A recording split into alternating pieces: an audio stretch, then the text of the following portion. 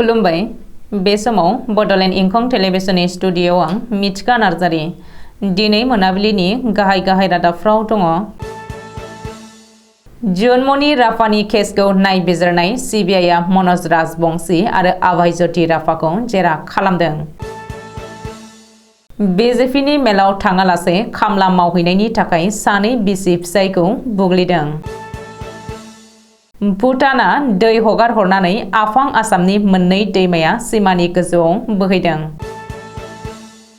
दुलियाजानाव साब्रै थाव सिखाव हमदों।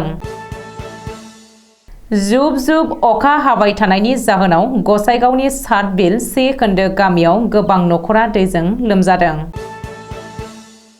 आफां आसामाव बोथोर बिगियाननि रेड एलार्ट मोनबा जिल्लायाव गोबां अखा हानानै दैबाना जानायनि इंगित।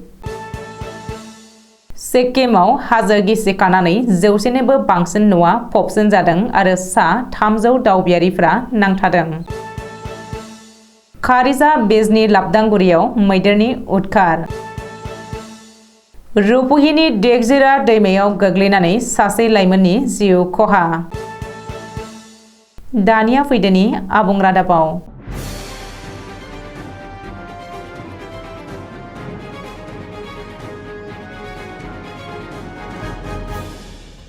नगावनि सार्किट हाउसआ दिनैबो एसआई जन्मनि राफानि जिउ गोमानाय जाथायनि सायाव नायबिजिरनायनि मोनसे जर'खा मिरु जानानै दङ।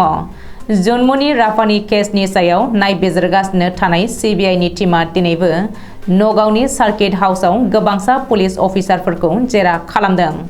जन्मनि राफानि सोमोनांथावै जिउ गोमानायनि उनाव बे जाथायजों लोब्बा थानायनि अजद थिखांनाय मनज राजबंशी आरो आभाय ज्योति राफाखौ जेरा खालामदों।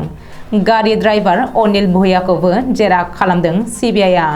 रिपर्ट बायदिब्ला सीबीआईआ समन जारि खालामनाय बायदियै मनज राजबंशी आरो आभाय ज्योति राफा मोना दिनै फुङावनो नगाव सार्किट हाउसआव थांनानै सीबीआईनि जेरा खालामनायाव मोगा-मोगि जाहैदों। मख'नो गोनांदि सीबीआईनि डीआईजी लाभली खाटियारनि दैदेननायाव सीबीआईआ एसआई जन्मनि राफानि जिउ गोमानायखौ लोब्बा लानानै गोबांसा पुलिस अफिसारफोरखौ जेरा खालामगासिनो दङ। ओरैहाय सीबीआईनि गुबुन मोनसे टीमा जन्मनि राफानि बिमा सुमित्रा राफाखौ लोगोआव लानानै जन्मनिनि सोरखारि क्वार्टाराव नायबिजिरहैदों होननानै मिथिनो हादों।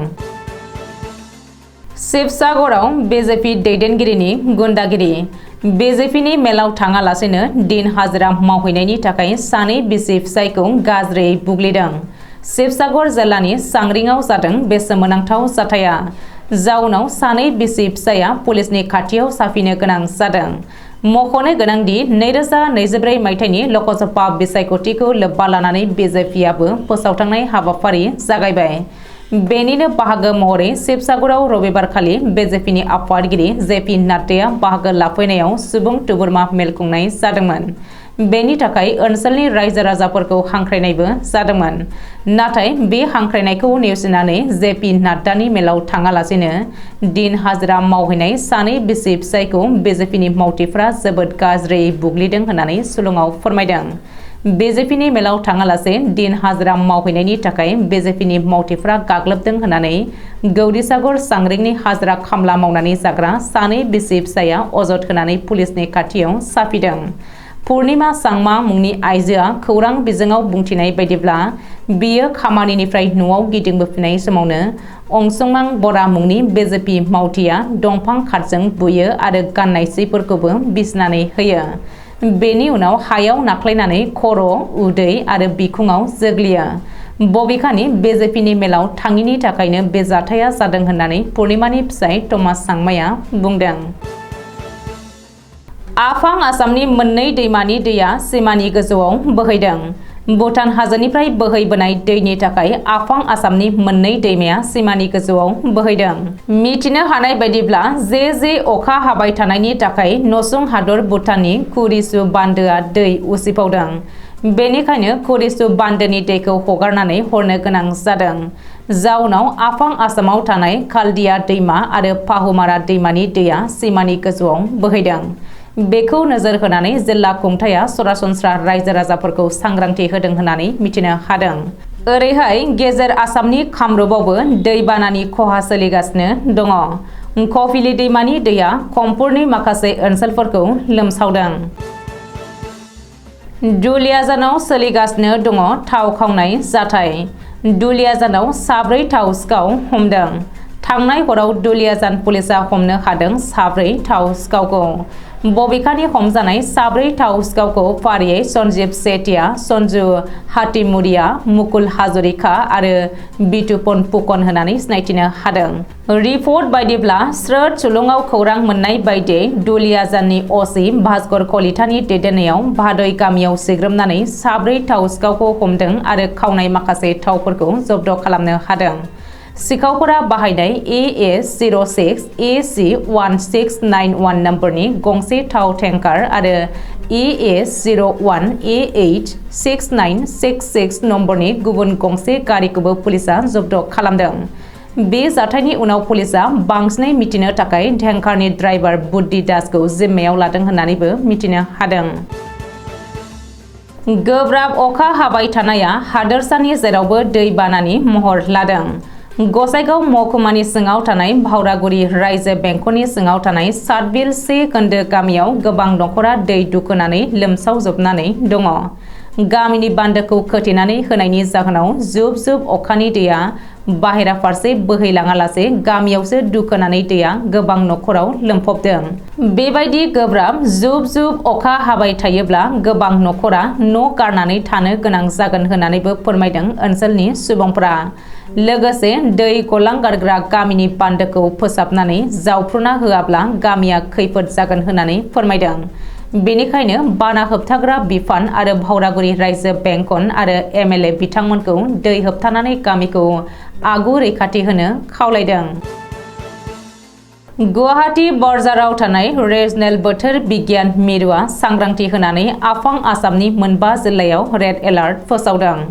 कक्राझार, चिरां, बाक्सा, बङाइगाव आरो बरपेटा जिल्लायाव थाद'नाय गैयै गोबां अखा हानायजों दै बानानि गाज्रि गोहोम गोग्लैनो हागौ। बेनि अनगायैबो बज्र एबा सारअन्थाइ गावनाय बायदिनिफ्राय सांग्रां थानो थाखाय रायजो राजाखौ खावलायदों। बेनि अनगायैबो आफां आसामनि धुबरी, गलपारा आरो खोला सालमारा जिल्लायावबो अरेन्ज एलार्ट फोसावदों। मख'नो गोनांदि सा-सानजा रायजोनि गोबां ओनसोलावनो आथिखालाव अखा हानायखौ नुनो मोन्दों। मेघालयनि हालोदाबो बांद्राय मोजां नङा।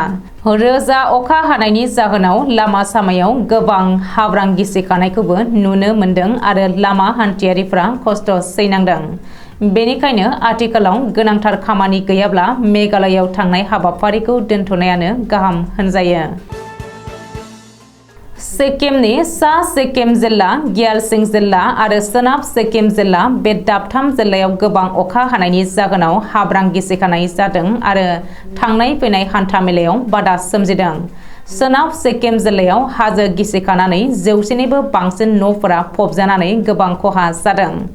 ओजोंहाय सा सिक्किम जिल्ला आरो ग्यालसिं जिल्लायाव 300निबो बांसिन दावबायारिफ्रा लामायाव नांथानानै थादों। थांनाय फैनाय हान्था मेलायाव गोबां बादा एबा जेंना सोमजिदों। सिक्किमाव थानाय आर्मि जवानफोरा आथिखालाव नांथानानै थानाय दावबायारिफोरखौ रैखा खालामदों आरो हेफाजाब होदों।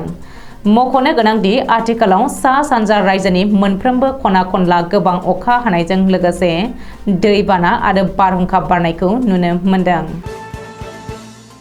आथिखालाव गोब्राब अखा हाबाय थानायनि जाहोनाव बाक्सानि लाबदांगुरियाव मानास हाग्रामानि मैदेरनि उदखार।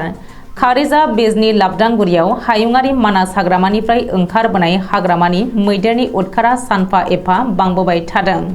जाहोनाव ओनसोलनि दुखुथिया निखावरि सुबुंफ्रा हालाय हाफाय जानांदों। मैदेर फालोनिफ्राय हारसिङै ओंखारबोनाय मासे हाग्रानि मैदेरा ओनसोलाव उदखार खालामनानै माखासे न'फोरखौ खहा खालामदों। बेनि अनगायैबो न'नि मानसिया जानो थाखाय थाग थियारि खालामनानै दोननाय जानाय आदारखौबो जायो हाग्रानि मैदेरा। गोब्राब थाद'नाय गैयै अखानि गेजेराव हाग्रानि मैदेरनि बेबायदि उदखार खालामनाया गामियारिफोरनि मेगनाव निन गैयै खालामदों। हाग्रानि मैदेरनि उदखारखौ होबथानायनि बिथिङाव खाथियावनो थानाय काहितमा हाग्रा ओनसोलनि मावख'आ जेबो थांखि लायैनिबो अजद दैखांदों भुगिनांनाय सुबुंफ्रा। बाक्सा जिल्लानि सालबारि महकुमा रुपयि दिगजोरा दैमायाव गोग्लैनानै अलंबार गयारि मुंनि सासे लाइमोना अबथिरायै रुंसारि जादों। समबारखालि दिगजोरा दैमायाव बोखांनो हायो गोथै देहाखौ। जिउ गोमानाय लाइमोना रुपुहि बैष्णव पारानि थागिबि जगदीश गयारिनि फिसाज्ला 19 बोसोर बैसोनि अलंबार गयारि। रबिबारनि बेलासे 3 रिंगासो समनिफ्रायनो गोमानानै दङमोन अलंबार गयारिया।